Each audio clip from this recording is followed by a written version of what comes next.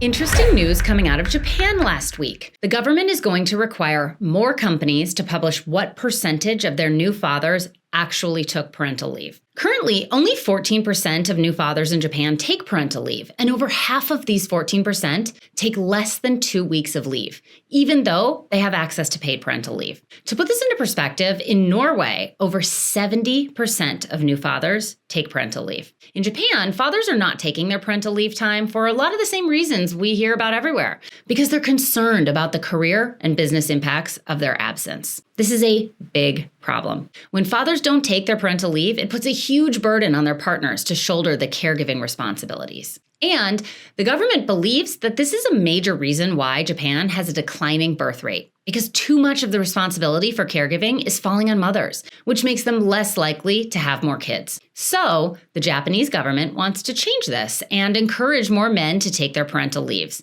And they think the way to do this is to require companies to report out these utilization rates publicly, to encourage the normalization of fathers extending their parental leave time. This change is set to go into effect as early as next year, with the goal of increasing the number of male workers taking parental leave to at least 50% by 2025 and 85% by 2030. What's most fascinating to me is not just the numbers, but the reason behind the entire initiative. Because the idea is that if companies disclose this information publicly, it will encourage more men to take parental leave, which will balance work and family responsibilities and therefore allow Japanese women to build their careers while growing their families.